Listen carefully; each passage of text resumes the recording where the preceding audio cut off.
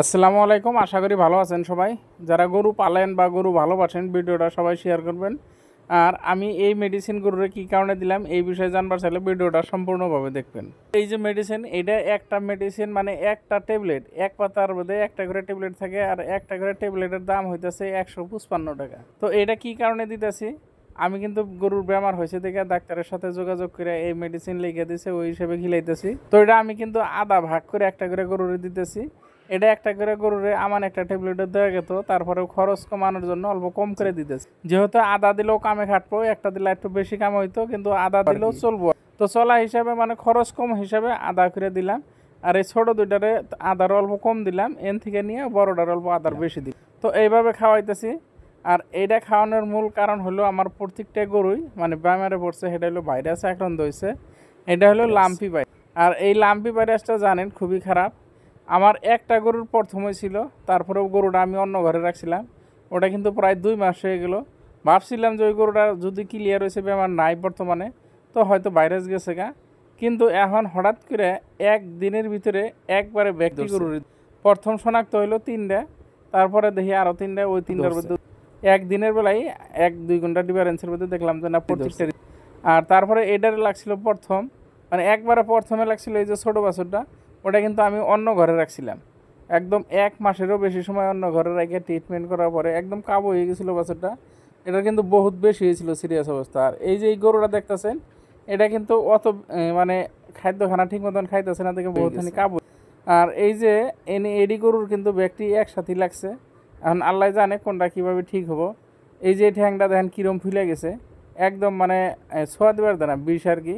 তো ওষুধ খিলিয়ে আসি, এক্সপ্রে করে আসি, তার পটাশ দিয়ে ধুয়ে আসি। তো এইভাবে যত্ন করে আসি। এখন আল্লাহর জানে কতদিনে সুস্থ করব। কিন্তু সবসময় আল্লাহর কাছে চাওয়া যে গরু কিনা জানি সুস্থ রাহে বা সুস্থ থাকে গরু কিনা। তো এই গরুটা কিন্তু অনেকখানি কাবু হয়ে গেছে, এর আগেও খেলাম। আমি কিন্তু গরুর ওষুধ যেভাবে খিলাই, এই যে এই ওষুধটা কিন্তু আমি যদি ঘাস খাওয়ানো অবস্থায় খেলাইতাম তাহলে কিন্তু খাওয়ান খুবই কষ্ট হইতো। কারণ আমি খালি ট্যাবলেট মুখে দিয়ে 1 বোতল করে পানি দিতেছি, খেয়ে দিতেছে। কিন্তু যখন খাওয়ানোর অবস্থা থাকতো, মানে ঘাস খাওয়ানোর অবস্থা থাকলে কিন্তু এইভাবে খাওয়ান যেত না। যেহেতু ঘাস খাওয়ান বা পানি দেওয়ার, ঘাস খাওয়ার পরে যখন গরু জাবর কাটায় আর কি, মুভমেন্ট করে, তখনও কিন্তু খিলেন যায় না। তো এই যে আমি পানি বানাইছি, ওগুলো দানা পানি বানাইছি, দানা পানি বানিয়ে হেরে গরুর খাওয়া দেওয়ার আগে আমি মেডিসিনটা খাওয়াই দিলাম। এই জন্যই দিলাম। এখন গরুর মুখে কোনো ঘাস নাই বা কোনো কিছু নাই, ট্যাবলেট দেওয়ার লগে লগে অল্প পানি দিলে ভিতরে যায়, ওই হিসেবে খাইয়া খুব সুবিধাভাবে খায়, কোনো অসুবিধা হয় না বা ফালিয়ে দেয় না। কিন্তু যদি ঘাসের অবস্থায় খিলিয়ে দেবেন নয় তাহলে ফালিয়ে দেয়।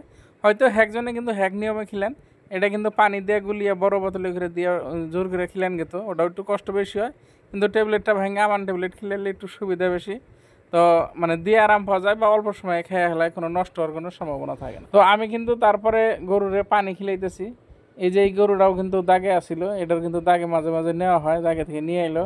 তো এটারও পানি দেওয়া হলো, এটার ওষুধ দিই নেই, এটারও দেওয়া লাগবে, কারণ প্রত্যেকটা গরুরই ধরছে। আর এই গাড়িটা কিন্তু 8 মাস গাভিন ছিল, গাভিন অবস্থায় ধরছে ব্যাপারটা। 8 মাস হয় নাই, 7 মাস রানিং চলে আছে।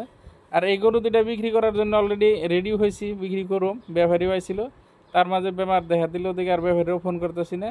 তো এখনও ওরম কোনো ব্যাপার না, কেউ যদি কিনা নেয় নিয়ে হারবো, কারণ এই ব্যাপারটা তো ওরম ব্যাপার না। তো তারপরেও একটু স্পট থাইকা যায় ব্যাপারটা হওয়ার পরে। আর এই গরুটা বাড়িরই পুরানা গরু, এটা গাভিন আছে। তো এটার পানিটা নিয়ে খিলিয়ে, এটার ওষুধটা বাকি আছে, এটাও খিলিয়ে দিব ওষুধ। এইভাবে গরু যখন পালন করা হয়, এরকম যদি কোনো ধরনের বেমার হয় খুবই কষ্ট লাগে।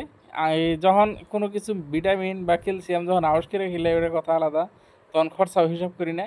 কিন্তু যখনই আপনার কোনো ধরনের ওষুধ খেলেন নাকি বেমার হওয়ার কারণে, তখন কিন্তু একটা হিসাবও আলাদা হয়, যেটা এটা এমনি খরচাগুলো বিলে আইডিয়া হয়।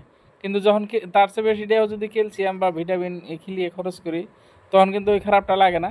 কারণ মনে হয় যে না, এটা গরুর উপকারের জন্য খেলাইলাম বা গরুর কামে লাগবে বলে খেলাইলাম। আর যে সময় বেমারের জন্য খেলাই, আর বেমার হওয়ার পরে দেখা যায় যদিও মেডিসিন খেলে খরচ কম বেশির কথা না, আল্লাহ ভালো যদি করে অল্পতেই ভালো হয়। কিন্তু খরচ হোক আর বা না হোক, গরু কিন্তু বেমার হওয়ার পরে না হলে কিছু কাবু হয়।